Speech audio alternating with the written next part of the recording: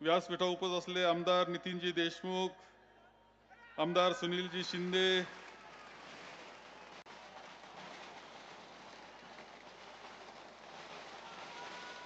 आले का?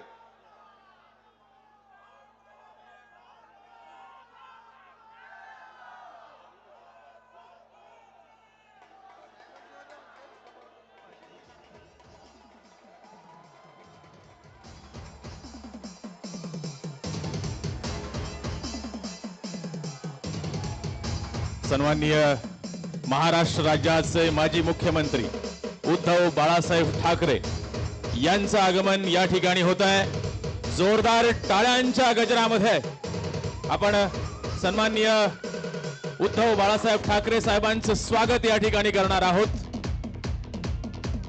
अधिकृत उमेदवार सन्माननीय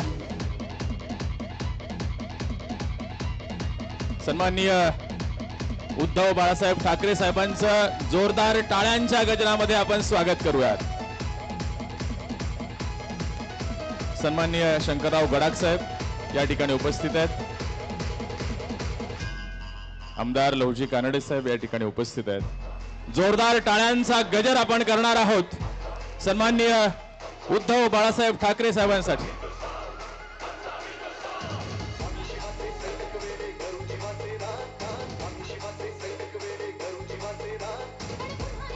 माननीय उद्धवजी ठाकरे साहेब आलेले, त्यांचं स्वागत आहे आपल्या या शिर्डी मतदारसंघामध्ये।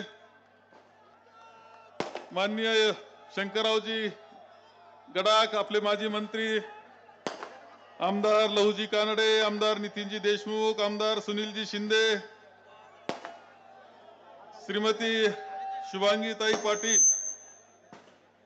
रावसाहेबजी खेवरे, करणजी ससाने, सचिनजी गुजर, हेमंतजी ओगले, शिवसेना, राष्ट्रवादी काँग्रेस, भारतीय कम्युनिस्ट पार्टी ऑफ मार्क्सवादी, आम आदमी आणि सर्व मित्र पक्षांचे सर्व पदाधिकारी, कार्यकर्ते, सर्व बंधू आणि भगिनी, आपल्या सगळ्यांना 13 तारखेला लोकसभेकरता मतदान करायचंय। हे मतदान आपण सर्वांनी भाऊसाहेब वागचौरे यांना करावं, त्यांच्या मशालीच्या चिन्हाला करावं, ही विनंती करण्याकरता आम्ही सर्वजण आलेलो आहेत आणि माननीय उद्धवजी सुद्धा आपल्यामध्ये आलेले आहेत। त्यांचं मार्गदर्शन आपल्या सगळ्यांना घ्यायचं आहे। मी या निमित्तानं सांगेल की मला पाथर्डीला दुसरी सभा पुढची असल्यामुळे मी बोलून जातो आहे, परंतु अत्यंत उत्साहाचं, आनंदाचं वातावरण आपल्याला या मतदारसंघामध्ये दिसतंय। एक चैतन्य आपल्याला या मतदारसंघामध्ये दिसत आहे। महाविकास आघाडीला प्रचंड पाठिंबा हा महाराष्ट्रामध्ये मिळतोय। जेथे जाऊ तिथे उत्स्फूर्त प्रतिसाद दिसतो आहे। आपले येथे सुद्धा माननीय भाऊसाहेब वागचौरे आपले माजी खासदार म्हणून काम केलेलं आहे। त्यांनी खासदार म्हणून काम केलं। आता ते 10 वर्षे खासदार नव्हते, परंतु सातत्यानं जनसामान्यात वावरणारं, सुखादुखात भेटणारं अशा व्यक्तिमत्व कोण असेल, आपला माणूस कोण असेल तर भाऊसाहेब वागचौरे हे सगळ्यांनी आतापर्यंत मान्य केलेलं आहे। आणि 10 वर्ष गायब झाले होते, त्यांना आता कायमचं गायब करण्याचं आता ठरलेलं आहे। आणि म्हणून ही निवडणूक अत्यंत महत्त्वाची आपल्या सगळ्यांच्या दृष्टीने आहे। आपल्याला या मतदारसंघात विजय मोठा मिळवायचाच आहे। दक्षिण नगर मध्ये सुद्धा विजय हा मोठा राहणार आहे। निलेशजी लंके प्रचंड मताधिक्याने विजय होणार आहे। एक करंट सगळ्या लोकांमध्ये दिसतोय आणि याचा अर्थ हे उमेदवार तर विजय होणार। नगर जिल्हा महाविकास आघाडीला एक चांगली भेट आपल्याला देणार आहे। दोन्ही उमेदवार 2 खासदार देणार आहे।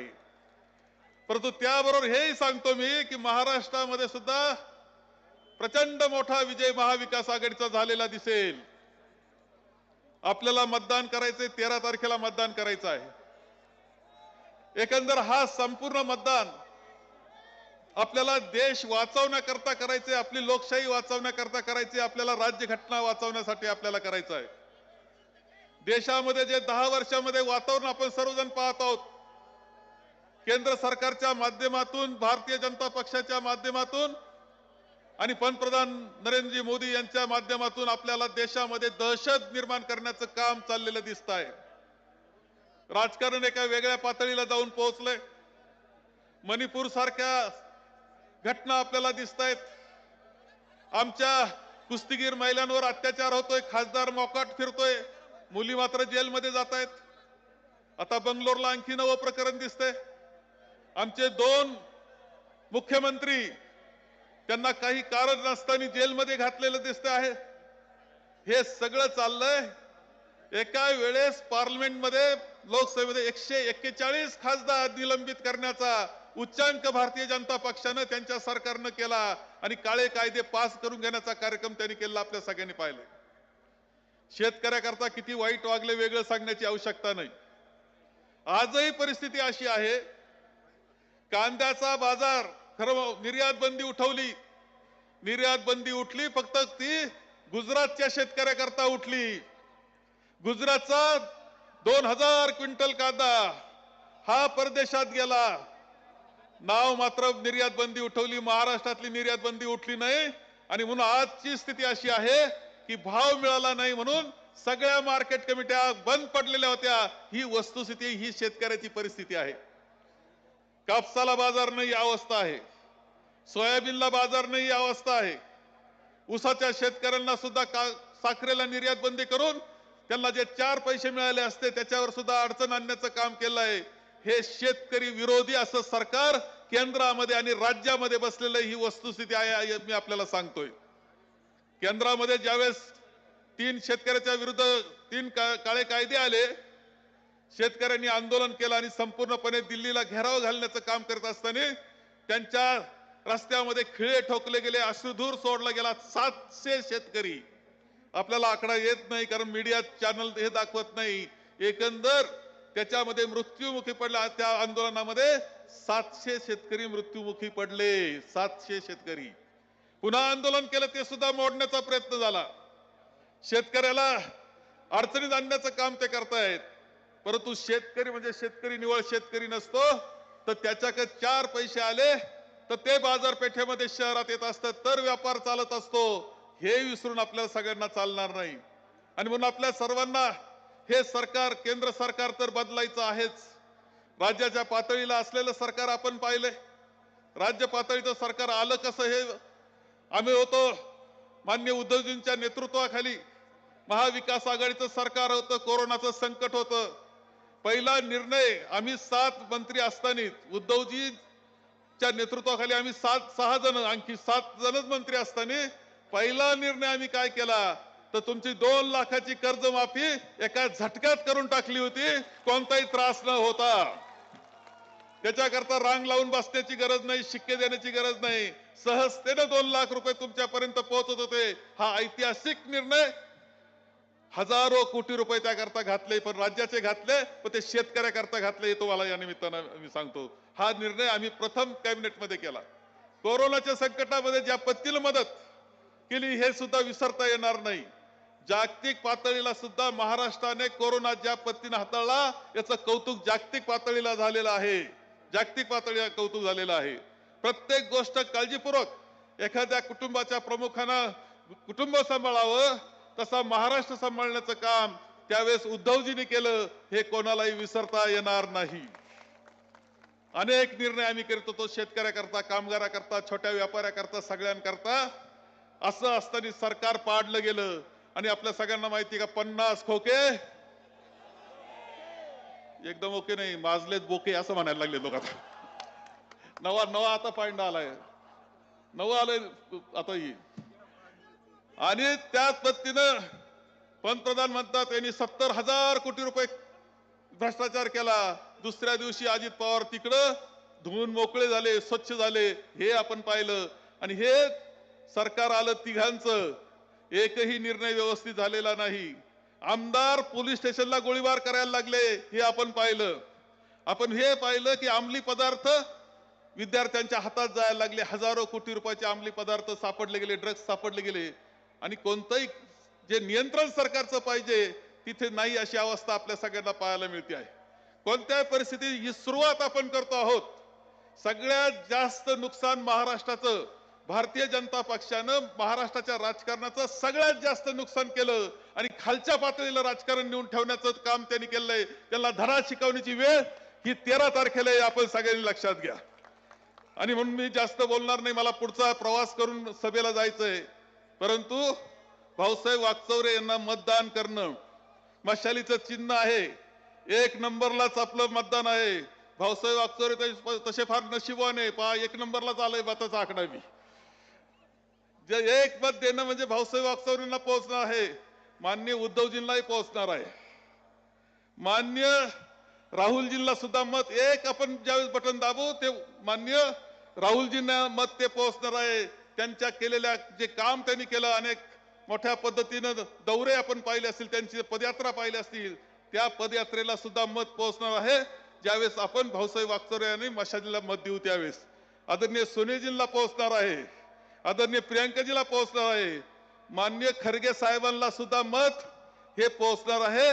मशालीला चिन्ह बटन दाबाल त्यावेळेस. एक गोष्ट मी सांगतो, काही लोक गैरसमज करतायत. वंचितचे उमेदवार एक मुलगी उभी राहिलेली आहे, सांगतायत की याचा पाठिंबा त्याचा पाठिंबा, परंतु ते मत जाणार कुठं? ज्या वेळेस वंचित त्या मत देऊ आपण, याचा अर्थ ते मत आपल्याला मिळणार नाही, या लोकशाहीला मिळणार नाही, या राज्यघटनेला मिळणार नाही, हे लक्षात ठेवलं पाहिजे. आणि कोणत्याही परिस्थितीत असं मत वाया न घालण्याचं काम आपल्याला सर्वांना करावं लागणार आहे. गावागावामध्ये समजून सांगण्याचं काम या निमित्तानं आपण सगळ्यांनी करावं, ही सुद्धा मी आपल्या सगळ्यांना विनंती करतोय. प्रचंड मताधिक्यानं भाऊसाहेब वागचौरे विजयी झाले पाहिजे, याकरता आता दिवस थोडे राहिले, त्या दिवसामध्ये आपण सगळ्यांनी काम करा आणि हा विजय तुमचा विजय, जनतेचा विजय राहील असं मी या निमित्तानं सांगतो आणि माझे 2 शब्द संपवतो. मला जाण्याची परवानगी द्यावी. धन्यवाद साहेब. यानंतर महाविकास आघाडीचे अधिकृत उमेदवार सन्माननीय भाऊसाहेब वागचौरे साहेबांना विनंती आहे, आपण आपलं मनोगत या ठिकाणी व्यक्त करावं.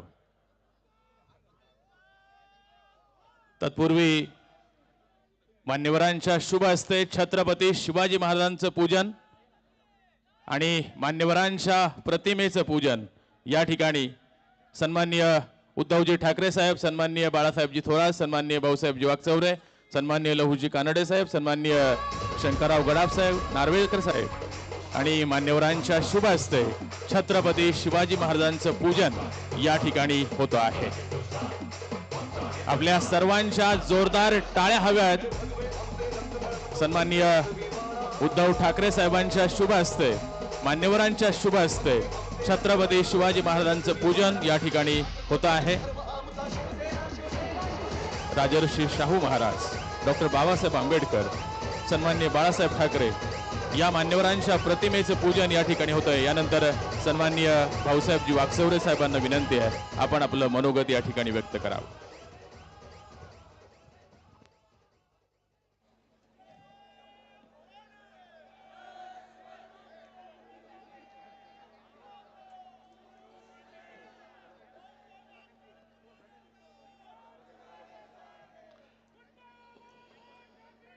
हिंदू हृदय सम्राट वंदनीय बाळासाहेब ठाकरे यांच्या चरणी पहिल्यांदा नतमस्तक होतो.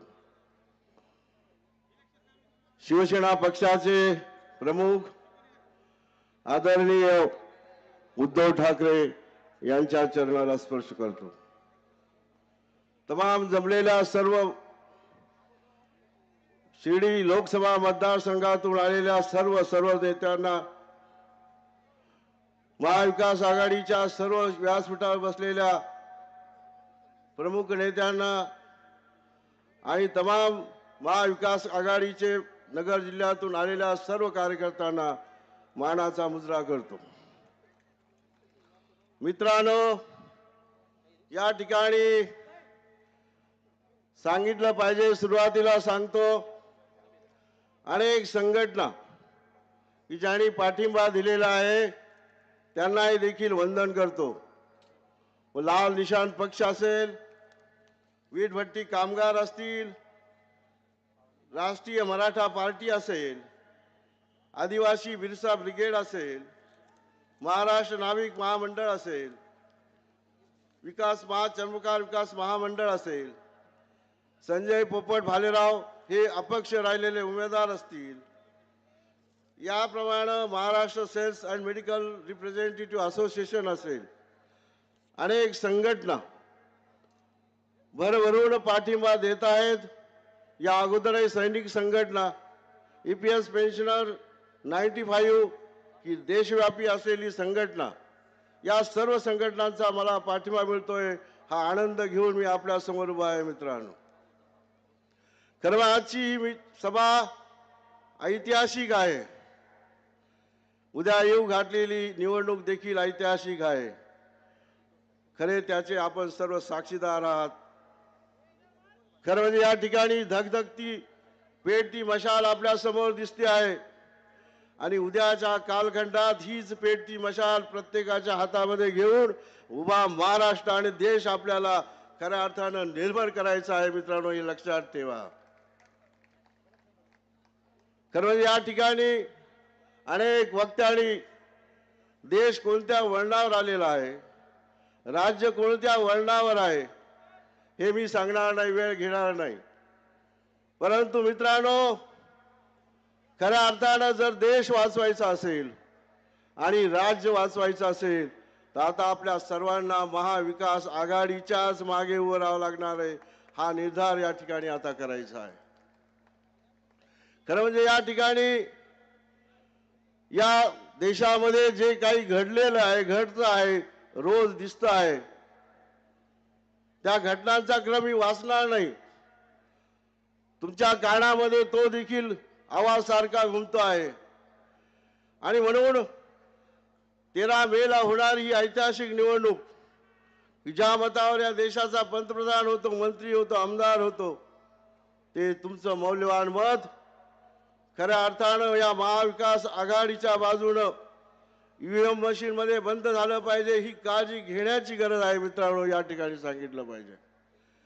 खरं म्हणजे या ठिकाणी सांगितलं पाहिजे, एवढी प्रचंड झालेली गर्दी एका बाजूला आणि काल मुख्यमंत्र्यांची झालेली सभा, परवा झालेली मुख्यमंत्र्यांची सभा आणि राज्याचं मंत्रिमंडळ या मतदारसंघामध्ये सारखं फिरत आहे, चौबाजूनी फिरत आहे आणि सांगतोय काय, आमच्या उमेदवाराला निवडून आणा, आमच्या उमेदवाराला मतं द्या. आम्ही सारं देतो. काय काय देतात ते त्यांना त्यांचं माहीत. व सारं देऊन काही करून तुम्हाला ही आता झालेली गर्दी तुम्हाला सांगून जाईल की तुम्ही काहीच करू नका, तुमचा उमेदवार आता हद्दपार होणारच आहे. लक्षात ठेवा. आणि या उमेदवारास 10 वर्ष खरं म्हणजे आदरणीय उद्धव साहेब यांच्यामुळे, वंदनीय बाळासाहेब ठाकरे यांच्यामुळे खऱ्या अर्थानं निवडून जायला मिळालं. मी संपूर्ण मतदारसंघ फिरलो आहे, गावागावात जातो आहे, विचारतो आहे, खासदार आताचे आले का, नाही आले, भेटले का, नाही भेटले, दिसले का, दिसले नाही. हा न भेटलेला दिसलेला खासदार 10 वर्ष कुठं होता याचा आता तपास करावा लागणार आहे. मला वाटतं तो तपास करण्याची गरज या 13 मेच्या निवडणुकीमध्ये आपल्याला मतदानातून दाखवायची आहे. या माणसाला देखील हद्दपार करायचं आहे. दारू विकणारा, डान्स बार चालवणारा हा उमेदवार खऱ्या अर्थानं या मतदारसंघाला नको आहे. मुंबई राज्य करणारा हा उमेदवार नको आहे. ही देखील कृती आपल्याला या 13 मेच्या निवडणुकीमध्ये करायची आहे. माझी ओळख आपल्याला सर्वांना माहिती आहे. जन्मानं कर्मानं याच मतदारसंघामध्ये मी आजही ताकद काम केलो. 95 पासून वेगवेगळ्या पदावर मी काम करतो आहे. खरं मागच्या आदरणीय उद्धव साहेबांच्यामुळे मी 2009 ते 14 खासदार झालो. माझं काम सर्वांना माहिती आहे. गाव तिथे काम आहे. गाव तिथे पाऊल ठेवलेला पहिला खासदार स्वातंत्र्यानंतर आहे. हे सर्वांनी तुम्ही पाहिले, दिसलेलं आहे. रेल्वेचा प्रश्न असेल, पाण्याचे प्रश्न असतील, शेतीचे प्रश्न असतील, विजेचे प्रश्न असतील, महामार्गाचे प्रश्न असतील, सर्व सोडवण्याचा आटोकाट प्रयत्न केला. ही आपल्या समोर त्याचं चित्र आहे. मी सांगायला गेलो तर फार वेळ लागणार, वेळ घेऊ इच्छित नाही. आणि भविष्यामध्ये देखील ह्या 10 वर्षाचा बॅकलॉग ज्या निष्क्रिय खासदारामुळे या मतदारसंघामध्ये झालेला आहे तो आपल्याला आता भरून काढायचा आहे. मित्रांनो, हे लक्षात ठेवा. त्यासाठी देखील ही निवडणूक आहे. आणि मी तुम्हाला सर्वांना आश्वासित करू इच्छितो की येऊ घातलेल्या निवडणुकीनंतर तुम्ही मला खासदार केल्यानंतर मी तुम्हाला निश्चितपणानं सांगतो, ज्या मतदारसंघाचा हा बॅकलॉग तर भरून काढेलच, पण हा मतदारसंघ महाराष्ट्राच्या देशाच्या नकाशावर चमकवल्याशिवाय राहणार नाही हे मी या ठिकाणी सांगू इच्छितो. शिर्डीचे साईबाबा या जगामध्ये शिर्डीचा मतदारसंघ हा लाख मोलाचा आहे आणि दिल्लीकरांना दिल्लीला देखील नीट करायला हा सक्षम खासदार आपल्याला देखील पाठवायचा हे या ठिकाणी आवर्जून सांगतो. आपल्याला माहिती आहे, मी जरी मध्ये मतदारसंघामध्ये गावागावामध्ये पण दिल्लीच्या तख्तावर जे काम केलं त्यावेळेला आपल्या समोर आलेलं नाही, पण अनेक कमिटीच्या माध्यमातून अनेक प्रश्नातून अनेक डिबेट प्रचंड काम करण्याचा प्रयत्न केलेला आहे. तोही आता आम्ही अनेक वेळा अनेक ठिकाणी सांगण्याचा प्रयत्न केलेला आहे आणि भविष्यामध्ये हे सारं प्रचंड काम करायचं आहे. आणि बाबांची शक्ती, साईबाबांची प्रेरणा खऱ्या अर्थानं माझ्या पाठीशी आहे. आदरणीय वंदनीय हिंदू हृदय सम्राट यांचे आशीर्वाद माझ्या पाठीशी आहे आणि सतत उद्धव बाळासाहेब ठाकरे यांची साथ आणि यांची माझ्यासाठी असलेली पाठराखण आणि प्रेरणा सदैव निश्चितपणानं काम करण्यासाठी मला प्रेरणा देणारे ठरेल. मी या ठिकाणी जास्त बोलू इच्छित नाही, परंतु आपल्या वंदन करून सांगतो की भविष्यात या महाविकास आघाडीच्या नेत्यांना देखील सांगतो, भविष्यात या मतदारसंघामध्ये वंदनीय उद्धव साहेब बाळासाहेब ठाकरे यांच्या नेतृत्वाखाली या मतदारसंघात करीन तर करीन, सोन्यासारखं काम करीन आणि हे करण्याचं वचन आणि थांबतो. जय हिंद, जय महाराष्ट्र. धन्यवाद. यानंतर महाविकास आघाडीच्या वतीनं सन्माननीय उद्धव बाळासाहेब ठाकरे साहेबांचा सन्मान या ठिकाणी होईल. महाविकास आघाडीच्या वतीनं हा सन्मान होतोय. सन्माननीय महाराष्ट्र राज्याचे माजी मुख्यमंत्री सन्माननीय उद्धवजी बाळासाहेब ठाकरे यांचा जोरदार टाळ्यांच्या गजरामध्ये आपल्या श्रीरामपूर नगरीमध्ये सन्माननीय ठाकरे साहेबांचं आपण या ठिकाणी स्वागत करूयात. जोरदार टाळ्यांचा गजर या ठिकाणी सन्माननीय उद्धवजी बाळासाहेब ठाकरे साहेबांसाठी. महाराष्ट्र राज्याचे माजी मुख्यमंत्री सन्माननीय उद्धव बाळासाहेब ठाकरे साहेबांच्या जाहीर सभेसाठी आपण या ठिकाणी उपस्थित आहात. त्यांचा सन्मान या ठिकाणी होतोय महाविकास आघाडीच्या वतीनं.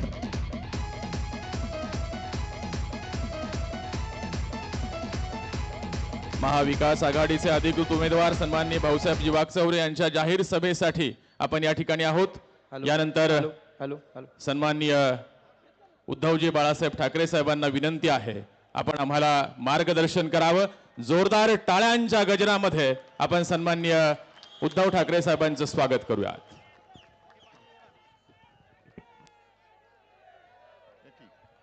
हॅलो.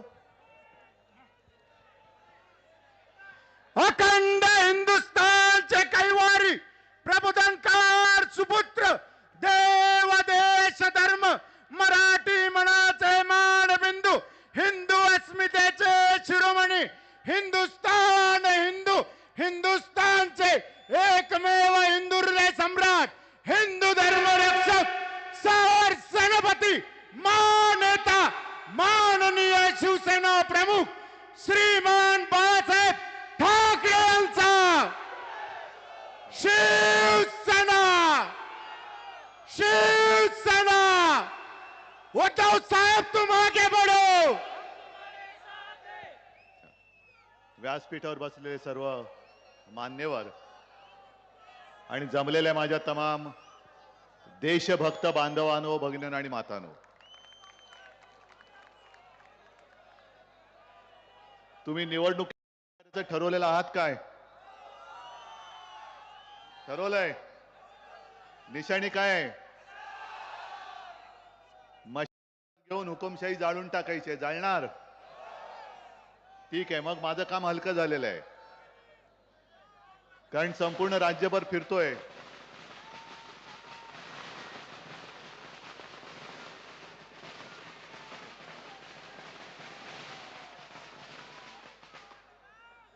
चल, राज्यभर फिरतोय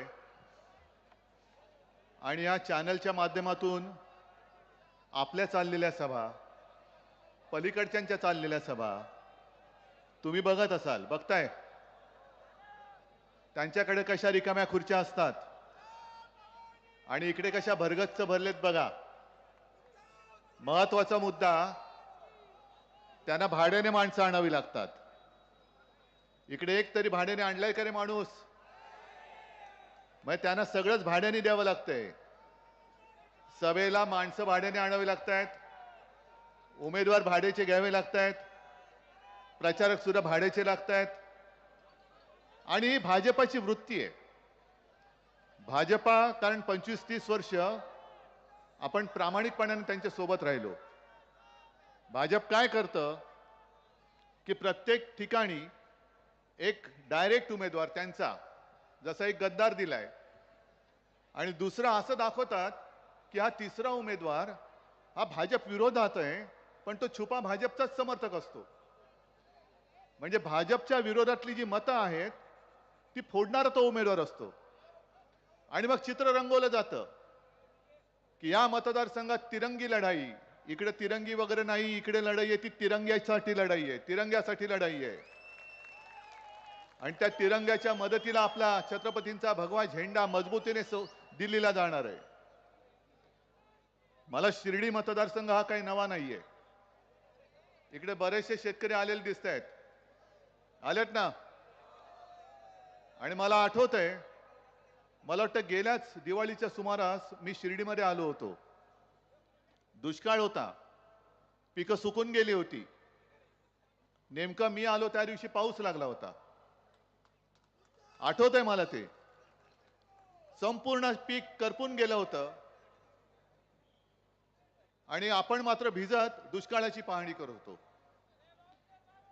आणि तो चटका लावणारा प्रश्न शेतकऱ्यांनी मला विचारला, तो आजही माझ्या मनावरती कोरलाय की अन्नदाता, देशाचा अन्नदाता हा मला विचारत होता की उद्धवजी आता सांगा आम्ही खावं काय.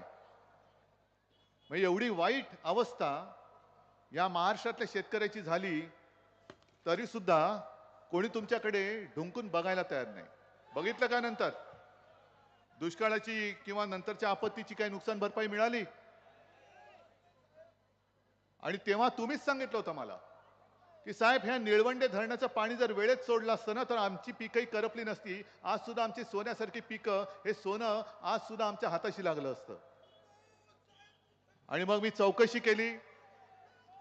निळवंडे धरण बांधून तयार झालं होतं, पण मोदीजींना उद्घाटनासाठी वेळ नव्हता, म्हणून टेस्टिंगच्या नावाखाली माझ्या शेतकऱ्याचं पीक करपलं तरी चालेल, पण मोदींची तारीख मिळत नाही म्हणून पिकं करपवून टाकली होती. शेतकऱ्यांचं आयुष्य नासून टाकलं होतं. जे सांगतायत की आम्ही निळवंडे धरण केलं, मग मधल्या 2.5 वर्षामध्ये महाविकास आघाडीचं सरकार आणि मी मुख्यमंत्री असताना निळवंडे धरण, त्याचे कालवे, इतर पाण्याच्या योजना याच्यासाठी हजारो कोटी रुपये दिले. ते कुठे गेले? आणि मोदीजी येऊन गेले इथे नगरला, ते म्हणाले की 50 वर्ष हे धरण खोळंबलं होतं. 50 वर्ष मध्ये अटलजींचं सरकार येऊन गेलं, त्याच्यानंतर आपलं युतीचं होतं, मग तुमचं देवेंद्रचं होतं. मग 50 वर्ष लटकवलेलं काम तुम्ही गद्दारी करून सरकार पाडल्यानंतर वर्ष 6 महिन्यात झालं. हे पटते तुम्हाला? म्हणजे दुसऱ्याचं पोर कडेवर घ्यायचंच, पण त्याच्यावरती आपला शिक्का मारून टाकायचा. ही अशी यांची भाजपची वृत्ती आहे. आणि मी थोरात साहेबांना धन्यवाद देतोय, कारण त्यांनी उघडपणाने एका अपक्ष उमेदवाराबद्दल ते बोलले. हेच महत्वाचं काम आहे की आपल्या विरोधातली मतं नासवायची कशी हे भाजपला चांगलं कळतंय. आणि मला खात्री आहे की ही लढाई मी म्हटलं तसं तिरंग्यासाठी आहे, लोकशाहीसाठी आहे. हे जे लोकशाही संपवायला निघालेत, हुकुमशहा विरुद्धचं एक सुद्धा मत हे नाचता कामा नये. मशाल म्हणजे मशालीलाच मिळालं पाहिजे.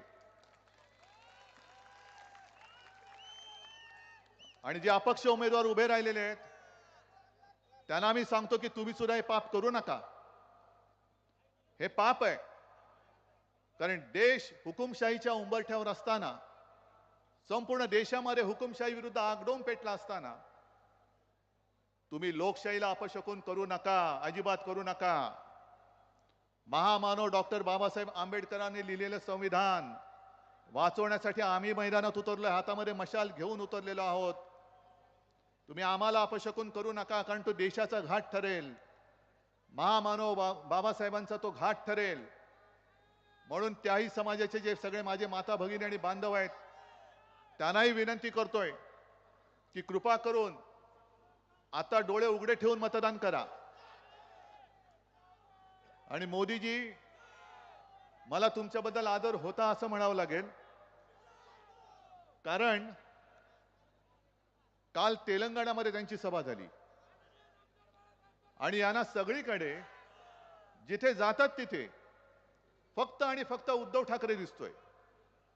मग तेलंगणामध्ये गेले, अहो मी महाराष्ट्रात तुमच्या विरुद्ध उभा आहे, ही बघा माझी जनता, माझे निवडणूक रोखे माझ्या सोबत आहेत, हे माझी संपत्ती आहे, माझं वैभव आहे. पण काय झालं कोणास ठाऊक. म्हणजे मला त्यांच्याबद्दल मी आदर होता असं का म्हणतोय, कारण परवा जळगावची जी सभा झाली आपली शिवसेनेची, त्याच्यात आपले वकील असीम सरोदे यांनी भाषण करताना सांगितलं की मोदीजी झोपतच नाही, आणि जो झोपत नाही त्याच्या शरीरावरती आणि बुद्धीवरती दुष्परिणाम होतो असं वैद्यकीय शास्त्र सांगतं.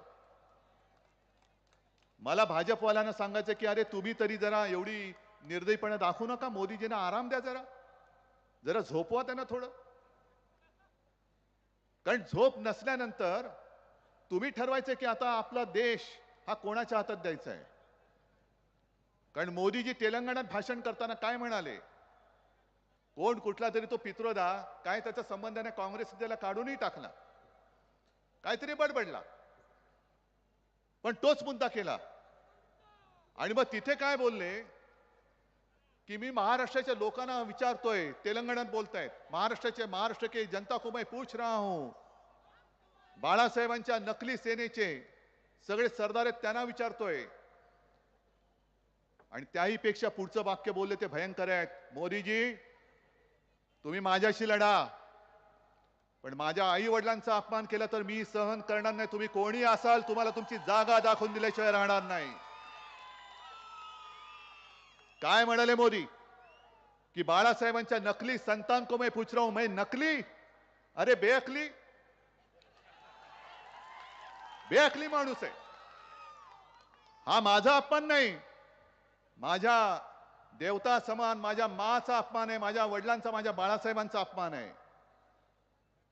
आणि मोदीजी तुमच्यावरती आई वडिलांचे संस्कार कदाचित झाले नसतील, माझ्यावरती झालेले आहेत. मी सुसंस्कृत घराण्यातला आहे, घराणेशाहीचं वावडं तुम्हाला असेल, मला अभिमान आहे. तुम्हाला तुमच्या वडिलांचं नाव सांगायला, आईचं नाव सांगायला लाज वाटत असेल, तुम्ही तुमच्या आईला फक्त नोटबंदीच्या रांगेमध्ये उभं केलं, मतदानासाठी रांगेमध्ये उभं केलं. हे पाप तुम्ही केलं. 90च्या घरातल्या मातेला तुम्ही तुमच्यासाठी वापरलं. तसा तेवढा मी निर्दयी नाहीये, कारण आमचं हिंदुत्व हे पितृदेव भव, मातृदेव भव, गुरुदेव भव हे सांगणारं आमचं हिंदुत्व आहे. आणि जास्त तुम्ही बोलण्याचा प्रयत्न करू नका. बाळासाहेबांचं नकली संतान पहिलं म्हणजे बाळासाहेब बोलण्याच्या आधी हिंदू हृदय सम्राट बोलायला शिका, नाहीतर मी तुम्हाला शिकवणी लावतो. तुमची जीभ जर वळत नसेल हिंदू हृदय सम्राट बोलायला, तर माझा महाराष्ट्र ती वळून दाखवेल तुम्हाला हिंदू हृदय सम्राट कसं बोलायचं. आणि माझीच सही तुम्ही घेतली होती, माझीच सही घेतली होती 2014 साली राष्ट्रपती प्रणव मुखर्जींकडे जाताना. ज्याला आज तुम्ही नकली संतान म्हणताय, नकली माणसा, तेव्हा तुम्हीच माझी सही घेतली होती. आमचे पंतप्रधान पदाचे उमेदवार हे नरेंद्र मोदी असतील, 14 साली घेतली, 19 साली घेतली, लाज नाही वाटली तेव्हा माझी सही घ्यायला. आता उद्या 17 तारखेला मुंबईत येत आहेत, शिवाजी पार्कला येतील, बाळासाहेबांच्या स्मारकावरती जातील, नाग रगडतील, स्टेजवर जाऊन बाळासाहेबांची आठवण काढून ढसा रडतील. हो, ही नकली माणसं आहेत, बेअकली माणसं आहेत. उघड बोलतो, कारण मला जर नकली संतान म्हणत असाल तर तुम्ही सुद्धा नकली आणि बेअकली आहात. पण आता तुमची बूंद सी गई है, वो नौटंकी से नहीं आने वाली. बूंद से गई, अब नौटंकी कितनी भी चाहे कितनी भी नौटंकी कर लो, लेकिन मोदी जी आप जो गई वो गई, दोबारा नहीं आने वाली. तुम्ही या माझ्या शिवसेनेला नकली म्हणता, तुम्ही बाळासाहेबांच्या सुपुत्राला नकली संतान म्हणताय, तुम्हाला मान्य आहे का रे? ज्या ठाकरे घराण्यानी अगदी माझ्या आजोबांपासून महाराष्ट्राची सेवा केली आणि आम्ही तुमची साथ सोडली, तुम्ही आम्हाला ढकललं. 2014 साली लोकसभेपर्यंत आम्ही तुमच्या सोबत होतो आणि 2014च्या ऑक्टोबर मधल्या विधानसभा निवडणुकीत एकनाथ खडसेंनी मला फोन करून सांगितलं होतं की उद्धवजी, आमचा वरिष्ठांचा निरोप आलाय की आता यापुढे आपली युती तुटली. म्हणजे तुम्ही आमचा वापर करून घेऊन फेकायला दोनदा प्रयत्न केला. 2014 साली केला, 2019 ला केला. अहो 19 साली लोकसभा जिंकलो, पण विधानसभेमध्ये कोल्हापूरचे एक भाजपाचे नगरसेवक आहेत, माजी नगरसेवक, त्यांनी एक गौप्यस्फोट केलाय आणि त्यांनी सांगितलं फार भयानक आहे. त्यांनी काय सांगितलं की यांचे जे चंद्रकांत पाटील, चंपा, म्हणजे तुम्हाला सगळं माहिती आहे, त्या चंद्रकांत पाटलांनी सांगितलं होतं की शिवसेनेचे उमेदवार पाडा. हे पाप आम्ही कधी केलं नव्हतं ना. मी आज जाहीर विचारतो, इकडे सगळे तुम्ही या शिर्डी मतदारसंघातले आलेला आहात, जे जे मतदारसंघ भारतीय जनता पक्षाला दिले होते त्याच्यात मी एकाला तरी निरोप दिला होता की भाजपचा उमेदवार पाडा? आम्ही निष्ठेने तुमचं काम केलं. आम्ही मोदींना तिकडे निष्ठेने पंतप्रधान पदी बसवलं. आम्ही निष्ठेने तुमच्या विधानसभेचं काम केलं. पण तुम्ही पाठीत वार करणारी अवलाद, प्रत्येक निवडणुकीमध्ये तुम्ही आमच्या पाठीत वार करायला लागलात. आणि आता तर तुमची इथपर्यंत मजल गेली की ज्या हिंदू हृदय सम्राटांनी मोदीजी तुम्हाला वाचवलं नसतं तर तेव्हाच अटलजींनी तुम्हाला केराच्या टोपलीत टाकलं असतं. त्या शिवसेना प्रमुखांच्या पुत्राला तुम्ही युती तोडली तरी आम्ही खपवून घेतलं आणि आज तुम्ही मला खोटं पाडलं म्हणून मी तुमची युती तोडली तर मला नकली संतान म्हणतात. हा जो काही सगळा बोगसपणा आणि भाकडपणा चाललेला आहे हा मला खतम करून टाकायचा आहे. आमचे देवदैवत ही जागृत आहेत आणि मला या शिर्डीचा खासदार पाहिजे म्हणजे पाहिजे, कारण तिकडे जो लोकशाहीचं रक्षण करायचंय त्या लोकशाहीसाठी मला शिर्डीच्या साईबाबांचा आशीर्वाद पाहिजे. इथून माझा आपल्याला आमदार आणावाच लागेल, माझा म्हणजे आपला सगळ्यांचा. आणि मोदीजी, तुम्ही उद्धव ठाकरे बद्दल बोलताय, मग तुमचंच भाषण हे माझ्याकडे आहे. मनमोहन सिंग पंतप्रधान होते आणि तेव्हा काय तावातावाने मोदी बोलत होते, प्रधानमंत्री आए थे लेकिन महंगाई का म नहीं बोला. मग तुमच्याकडे आले तेव्हा मोदीजी बोलले महंगाईतलं मग बोलले? तुम्ही गायीवरती बोलता, मग महागाईवरती का नाही बोलत? शेतकरी माझा आत्महत्या करतोय, त्या आत्महत्याबद्दल का नाही करत? माझा हा कांदा उत्पादक शेतकरी नाही, आता यांना असं सोडायचं नाही. आता निवडणुकीत यांना बरोबर असं झोपून टाकायचं की ह्यांनी कांदा मागितला पाहिजे, अरे कांदा लाव माझ्या नाकाला, ठेच आणि लाव कांदा माझ्या नाकाला. जवळपास 1100 कोटीचं नुकसान तुम्ही माझ्या महाराष्ट्रातल्या कांदा उत्पादक शेतकऱ्यांचं केलेलं आहे. मोदीजी, कुठे फेडाले पाप? का तुम्ही माझ्या शेतकऱ्याच्या खात्यामध्ये निर्यात बंदी झाल्यामुळे त्याचा जो काही भाव पडला त्या भावाचे पैसे माझ्या शेतकऱ्याच्या खात्यात का नाही टाकले? मी टाकले होते ना, मी दिले होते.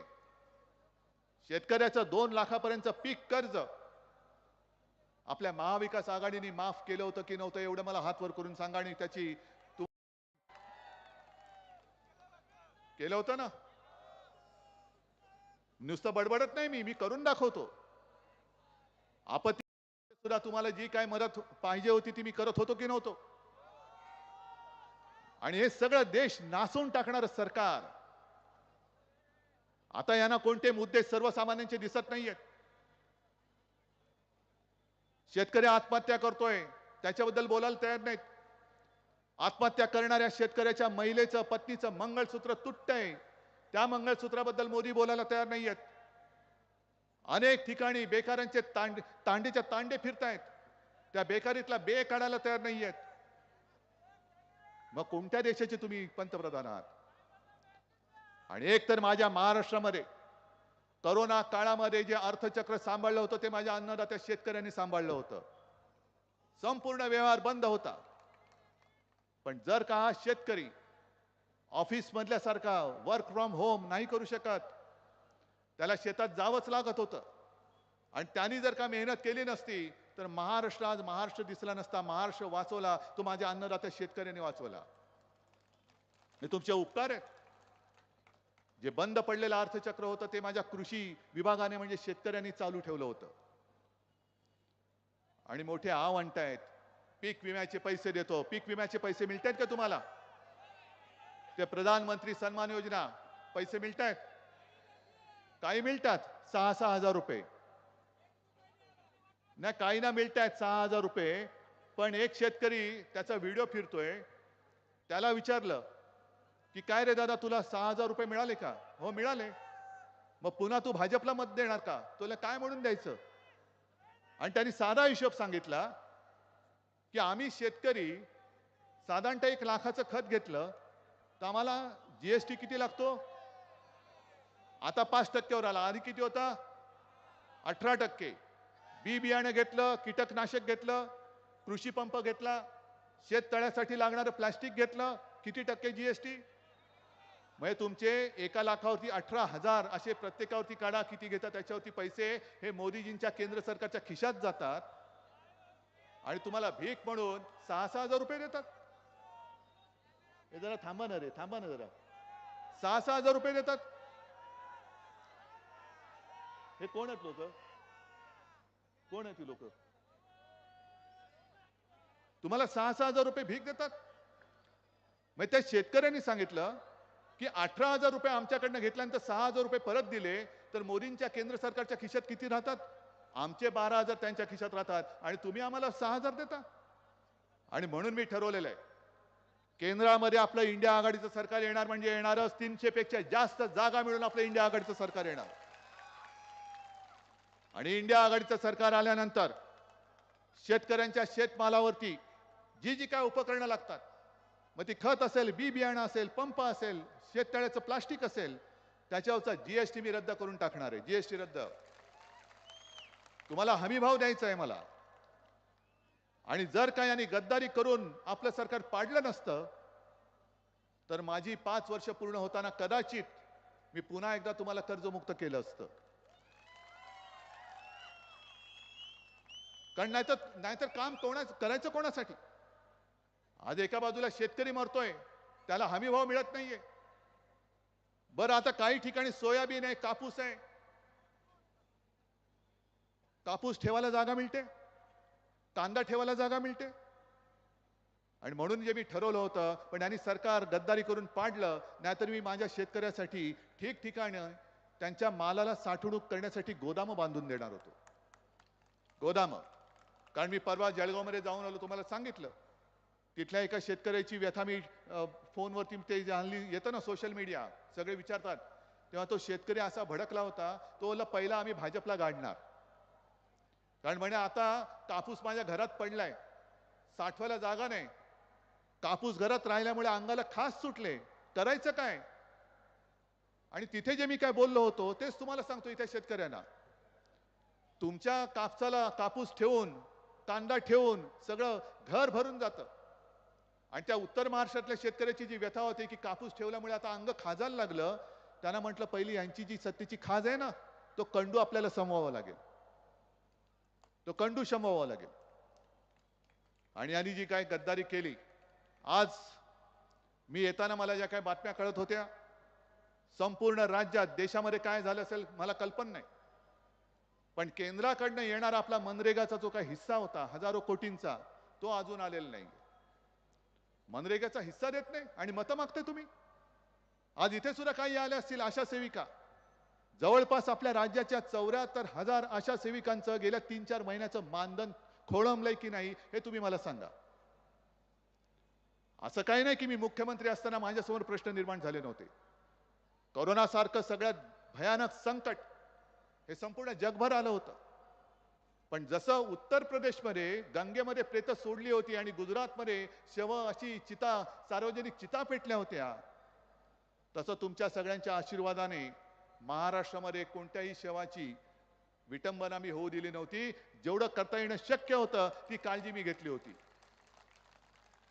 आणि त्याही वेळेला अशा अंगणवाडी सेविकांचा प्रश्न होताच. अंगणवाडी सेविकामध्ये मला भेटल्या आणि मी त्यांच्यासमोर हात जोडून गेलो. म्हटलं, ताई, मला माहिती आहे मी मुख्यमंत्री असताना तुमच्यासाठी करू काही शकलो नाही. ते बोलले, असं कसं? आम्ही म्हणे घरी होतो तरी सुद्धा आमच्या वेळच्या वेळेवरती मानधन मिळत होतं. मग आज तर कोरोना नाहीये, अर्थचक्र सुसाट आहे, पण सुसाट सुटलेलं असताना सुद्धा माझ्या आशा सेविकांचं मानधन अजून का नाही मिळालं? आणि मनरेगाचं जे काय केंद्राकडनं येणारे पैसे होते ते अजून माझ्या राज्याच्या खात्यात का आले नाही? मोदीजी याच्यावरती बोला ना. उद्धव ठाकरे काय? तुम्ही जे काय फिरताय राम राम राम राम करत, ते बरोबर आहे, कारण मोदींना आता पराभवाचं भूत दिसायला लागलंय म्हणून राम राम राम राम करायला लागलेले आहेत. आणि जी माणसं काही काम करत नाहीत, म्हणून मी म्हणतो, जो नाही कामाचा तो नाही रामाचा. आणि आज सगळीकडे मोदीजी फिरतायत, फिरा, पण त्यांच्या मनामध्ये काय असतं? आम्ही जातो आमच्या गावा, आमचा राम राम घ्यावा म्हणून राम राम करत फिरतायत. गावी चालले परत. कुठे? त्यांना गावी पाठवून द्या, कारण महाराष्ट्रातले सगळे उद्योग कुठे पळवले? सगळे गुजरात गुजरात गुजरात. आणि आता यांची म्हणजे सगळ्या गुजराती मंडळींच्या मी विरोधात नाहीये, पण मोदीजी, तुम्ही महाराष्ट्रामधले जे गुजराती बांधव, माता भगिनी आणि आम्ही आमचं जे काही चांगलं दूध साखरेचं नातं जुळलेलं आहे त्याच्यामध्ये मिठाचा खडा टाकता आहात तुम्ही. एक तर माझ्या महाराष्ट्रामधले हक्काचे उद्योग जे होते ते पळून नेलेत. मुंबईतला हिरे बाजार नेलात, कितीतरी मेडिकल डिव्हाइस पार्क नेला, बल्क ड्रग पार्क नेला, मुंबईमध्ये येणारं वित्तीय केंद्र ते नेलं. असे अनेक कारखाने तुम्ही घेऊन गेलात, मोठमोठे ऑफिसेस घेऊन गेलात. मग आता तुम्ही कशाला राहताय? तुम्ही पण जा गुजरातमध्ये. आणि जी यांच्या पाठबळामुळे काही जी मुठभर मंडळी माजलेत. काल परवाकडे मुंबईच्या पेपरमध्ये एक जाहिरात आली होती, गुजरातची कंपनी, आणि त्यांनी त्याच्यात लिहिलं होतं की मराठी माणसाला इकडे प्रवेश नाही. चालेल, आपल्या घरामध्ये आपल्याला प्रवेश ना करणारी माणसं आपल्यावरती राज्य करणारी चालतील? तुमच्या हक्काचा तोंडचा घास गुजरातमध्ये पळून नेलेला चालेल तुम्हाला? अरे, मी गुजरातच्या विरोधात नाहीये. आपलं आघाडी सरकार आल्यानंतर गुजरातच्या हक्काचं काय असेल ते देईन, हे आजच मी जाहीर करतोय, शिर्डीच्या साईबाबांच्या साक्षीने जाहीर करतोय. पण गुजरातला देण्यासाठी तुम्ही माझ्या महाराष्ट्रातल्या तोंडाचा घास पळून तिकडे नेणार असाल तर मात्र तुमचा हात आम्ही जागेवर ठेवणार नाही, नक्कीच ठेवणार नाही. हे तुम्ही पाप करता आहात. महाराष्ट्रातले सगळे उद्योग तिकडे घेऊन जात आहेत. तुमच्या कंपन्या सांगतायत की इथे मराठी माणसाला स्वागत होणार नाही. आज मुंबईमध्ये एक आंदोलन झालंय. एका बिल्डरनी सांगितलं, मराठी माणसाला आम्ही घर देत नाही. आमच्या राज्यात तुम्ही आम्हाला बेघर करण्याची हिंमत करून दाखवा, तुमची दुकानं बंद करून आम्ही तुम्हाला परत पाठवल्याशिवाय राहणार नाही. कुठे करता ही मस्ती? काही इतर राज्यामध्ये माझे मराठी माणसं राहत नाहीत, पण कुठेतरी अशी मराठी माणसं मस्ती करताना दिसतात तुम्हाला? कोणीतरी यायचं, आमच्या मराठी माणसांना बदनाम करायचं, भ्रष्टाचाराचे आरोप करायचे, कुटुंबाच्या कुटुंब नासून टाकायची, घर फोडायचं, कुटुंब तोडायचं, बदनाम करून टाकायचं, महाराष्ट्राला बदनाम करायचं. आणि मग जगभरामध्ये की हा महाराष्ट्र इकडे काहीच नाहीये असं चित्र निर्माण करायचं की जेणेकरून सगळे उद्योगधंदे आपसूक गुजरातकडे जातील. अमित शहा जे बोलतात की 370 कलम रद्द केलं, त्याच्याबद्दल उद्धव ठाकरेंनी बोलावं. अहो, मी जाहीर पाठिंबा दिला तुम्हाला 370 कलम रद्द केलं तेव्हा. पण परवा परत एकदा सांगतो, असीम सरोदे जे बोलले ती धक्कादायक आहे. असीम सरोदेनी जी माहिती दिली ती फार धक्कादायक आहे. त्यांनी सांगितलं मोदी सरकारने 370 कलम काढलेलंच नाहीये. त्यातला 370 ब हा जो एक काय कॉलम आहे त्याला तूर्त स्थगिती दिली. आणि ती स्थगिती दिल्या त्याचा अर्थ काय की काश्मीरमध्ये बाहेरची माणसं जमीन घेऊ शकत नव्हते, ते आता जमीन घेऊ शकतात. आणि त्या कायद्यानंतर, स्थगितीनंतर सगळ्यात जास्त जमीन कोणी खरेदी केली? अदानी. जे काल मोदी बोलले ना, टेम्पो भरून पैसे दिले, त्या अदानीने तिकडे जमीन खरेदी केली असं सरोदे म्हणाले. आणि कशासाठी केली माहितीये तुम्हाला? आपल्या मोबाईलमध्ये ज्या बॅटरीज येतात त्याच्यानंतर आता इलेक्ट्रिक व्हेकल्स येणार आहेत, त्याच्यासाठी लागणाऱ्या बॅटरी आहेत. त्या बॅटरीला लागणारं लिथियम हे तिकडे जास्तीत जास्त मिळतं, म्हणून अदानींसाठी 370 कलम हे स्थगित केलं. त्यांना घेऊ देतोय जागा, म्हणजे संपूर्ण परत पैसा गुजरात. आम्हाला वाटतं काय मोठं काम केलं, आम्ही सुद्धा भाबडेपणाने तुम्हाला पाठिंबा दिला. 370 कलम तुम्ही अजून काढलं का नाहीत? आणि काश्मीरमधनं जे काश्मीरी पंडित त्यावेळेला निर्वासित झाले होते, एकट्या हिंदू हृदय सम्राट शिवसेना प्रमुखांनी हे अख्ख्या देशात त्यांच्या पाठी उभे राहिले आणि महाराष्ट्रामध्ये त्यांना आसरा दिला. मोदीजी, तुम्ही असंही म्हणालात की बाळासाहेबांनी हा नाही विचार केला कि कश्मीरी पंडित से मुझे क्या लेना देना है, लेकिन बाला साहब उनके पीछे खड़े रहे ना. मग तुम्ही मणिपूरच्या महिलांच्या मागे का नाही उभा राहिलात? मणिपूरमध्ये महिला आज 1 वर्ष झालं अजूनही मणिपूर धुमस्त आहे. 1 वर्ष होऊनही मोदीजी तुम्ही महाराष्ट्रामध्ये इतक्या वेळा आलात, मणिपूरमध्ये अजून एकदा सुद्धा तुम्ही इथे हिंसाचार झाल्यानंतर का नाही गेलात? त्याचं पहिलं उत्तर आम्हाला द्या. उगाच कोणाला किती पोरं होत आहेत, कोणी काय खायचं, हिंदू मुस्लिम झगडे लावायचं. अरे असतील ना इकडे सुद्धा मुस्लिम बांधव आले असतील, मोठ्या प्रमाणावरती सोबत आलेले आहेत. कारण त्यांना कळलंय की शिवसेनेचं हिंदुत्व हे घरातलं चूल पेटवणार आहे आणि भाजपचं हिंदुत्व हे घर पेटवणार हिंदुत्व आहे. आमच्या हातामध्ये मशाल जरूर आहे, पण ही मशाल, ते आपलं गाणं तुम्ही ऐकलं असाल ना, मशाल गीत, मार्ग स्पष्ट दावण्या, तो मार्ग पुढचा दाखवण्यासाठी ती मशाल हातामध्ये घेतलेली आहे. आणि आता तुम्ही जी घोषणा दिली, जरा द्या एकदा जोरात, जरा द्या जोरात.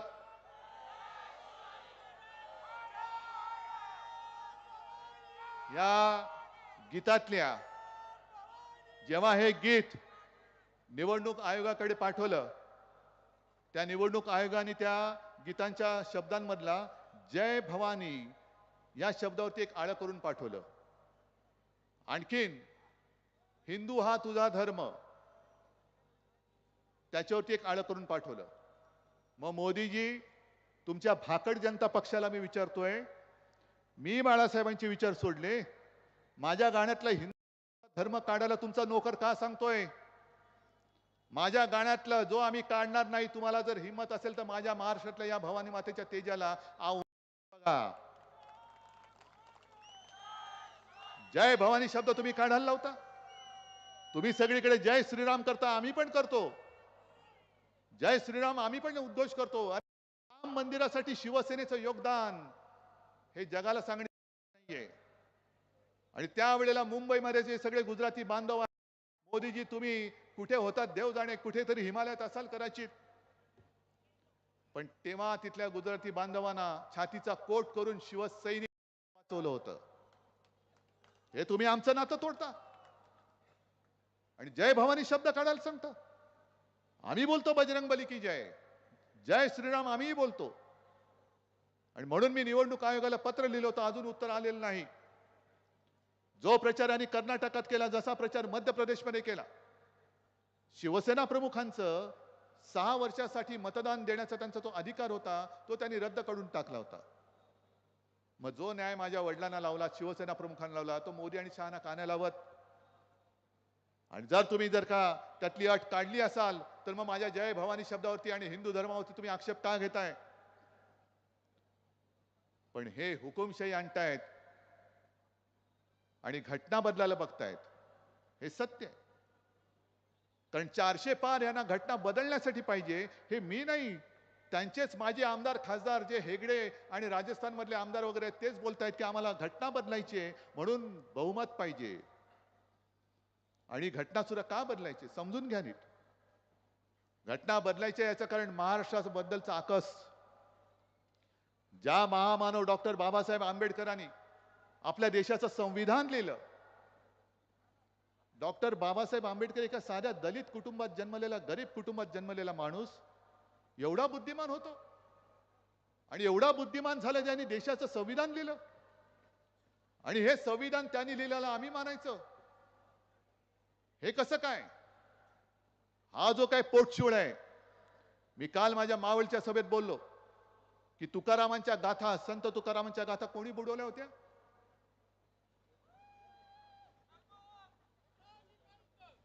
माहितीये तुम्हाला ना, मी नाव कोणाचं घेत नाही, पण तुकारामांच्या गाथा बुडवणारे जे बुरसटलेले गोमूत्रधारी होते, तीच मानसिकता डॉक्टर बाबासाहेब आंबेडकरांनी लिहिलेलं संविधान बुडवायला निघालेले आहेत.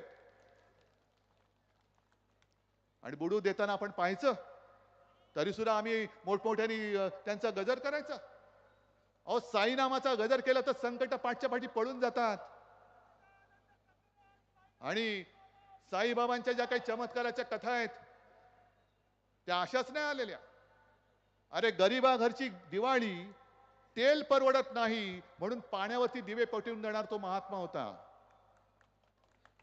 मोदीजी, तुमच्या काळात तेल तर सोडा, पाणी पण मिळत नाही आमच्याकडे. पाणी पण मिळत नाही, काय पेटवायचं? मग तुमचं हुकुमशहाचं सिंहासनच आम्ही पेटवून टाकतो. माझ्या महाराष्ट्राबद्दल आकस, अरे महाराष्ट्राने तुम्हाला 40 पेक्षा जास्त खासदार 2 वेळेला दिलेत, तरी देखील तुम्ही माझ्या महाराष्ट्राच्या पाठीत वार करता. आणि हा महाराष्ट्र हा लेच्या पेचांचा देश नाही, हा महाराष्ट्र मर्दांचा आहे. छत्रपती शिवाजी महाराज या महाराष्ट्रात जन्मलेला आमचं दैवत आहे. तुमच्या गुजरातमध्ये औरंगजेब जन्मला आणि आमच्या महाराष्ट्रामध्ये छत्रपती शिवाजी महाराज जन्मले. हे आमचं नशीब आहे. तुमचं नशीब काय ते तुमच्याकडे असेल. आणि आज जसे मोदीजी 22 का 25 सभा महाराष्ट्रामध्ये घेत आहेत, आजपर्यंत 10 वर्षामध्ये एवढ्या सभा महाराष्ट्रात त्यांनी कधी घेतल्या नसतील. ना कधी दुष्काळ पडल्यानंतर शेतकऱ्याच्या बांधावरती आले, ना कधी आपत्तीमध्ये तुमची विचारपूस करायला आले. पण महाराष्ट्र काबीज करायला म्हणून हे 25-27 सभा महाराष्ट्रात घेत आहेत. 4 दिवसानंतर मुंबईच्या गल्लीमध्ये सुद्धा ते रोड शो करणार आहेत. आणलं ना तुम्हाला रस्त्यावरती? रस्त्यावरती आणलं की नाही? फक्त मोदीजी एक लक्षात ठेवा, तुम्ही किती सभा घ्या, अहो औरंगजेब सुद्धा गुजरातमध्ये जन्मला होता, तो आग्र्यात होता, आग्र्यात बादशाह होता. तिकडे हे शहनशाह स्वतःला समजतात, तो बादशाह होता. शिवाजी महाराजांच्या निधनानंतर औरंगजेब महाराष्ट्रात आला. आमच्या छत्रपती संभाजी महाराजांना दगाबाजी करून त्यांनी पकडलं आणि हाल हाल करून त्यांची हत्या केली. त्यांना वाटलं आता महाराष्ट्रामध्ये कोणी राहिलं नाही, पण तरी देखील महाराष्ट्र त्यांच्याशी लढला. 27 वर्ष औरंगजेब लढला, पुन्हा त्याला आग्रा दिसला नाही, महाराष्ट्र जिंकू शकला नाही. हे महाराष्ट्राचं तेज आहे. म्हणून माझं तर आव्हान आहे, जे मी तुम्हाला सांगत होतो की छत्रपती शिवाजी महाराजांकडून आम्ही काय शिकलो. जर कोणी प्रेमाने आला, या आ गले लग जा, मिठी मारू, पण जर पाठीत वार कराल तर आम्ही वाघ नखा काढल्याशिवाय राहणार नाही. आणि ही वाघ नखा आता महाराष्ट्राने काढलेली आहे. आणि मोदी भक्तांना सुद्धा एकच सांगतो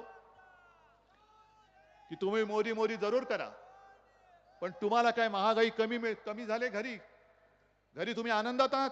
मुलाबाळाला नोकरी मिळते, घरी गॅस सिलेंडर मिळतोय, मग कशाला करताय मोदी मोदी? अहो, जो वरवंटा सगळ्यांवरती फिरणार आहे तोच वरवंटा तुमच्यावरती सुद्धा फिरणार आहे. म्हणून आत्ताच संधी आहे. इथे सुद्धा जर कोणी मोदी भक्त असतील, त्यांनी सुद्धा ही संधी आहे. मला व्यक्तीपेक्षा देश महत्वाचा आहे. देशापुढे कोणी नाही, माझा देश मोठा आहे, व्यक्ती मोठी नाही. आणि हुकुमशहाच्या हातामध्ये मी माझी भारत माता जाऊ देणार नाही, ही एक शपथ घेऊन येत्या 13 तारखेला आपल्याला भाऊसाहेबांना मतदान करायचे. फक्त भाऊसाहेब एकच, ठीक आहे तुम्ही मध्ये चुकला होतात, पण नंतर हात जोडून आलात आणि सगळ्यांची माफी मागितलीत. हा महाराष्ट्र दिलदार आहे. झालेल्या चुकीची कोणी माफी मागितली तो माफ करतो, पुन्हा डोक्यावरती घेतो. पण या वेळेला सगळ्यांचं काम आहे, तुमच्यावरती मदार आहे. चूक झाली माफी करतो, पण गद्दारीला माफी नाही. तुम्ही शिवसेनेतनं गेलात, पण शिवसेनेबद्दल एक अवाक्षर काढलं नव्हतं. पण हा जो गद्दार गेलाय तो माझी शिवसेना संपवायला निघालाय. आता यांना राजकारणात संपवल्याशिवाय राहायचं नाही. आणि ही शपथ घेऊन भाऊसाहेबांना समोरच्या गद्दाराचं डिपॉझिट जप्त करून विजयी करून द्या, एवढीच विनंती करतो आणि आपली रजा घेतो. जय हिंद, जय महाराष्ट्र.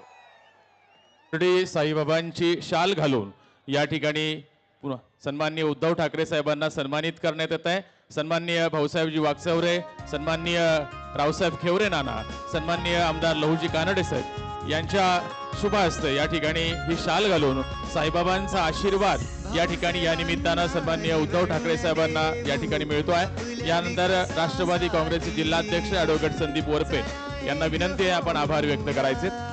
जोरदार टाळ्यांच्या गजरामध्ये सन्माननीय उद्धव ठाकरे साहेबांचा आपण धन्यवाद व्यक्त करूया. ॲडव्होकेट संदीप वरपे. आपल्या विकासासाठी चला एक होऊया आता, आपल्या शिर्डीसाठी आपला माणूस साईबाबांची शाल घालून या ठिकाणी सन्माननीय उद्धव ठाकरे साहेबांना सन्मानित करण्यात येत आहे.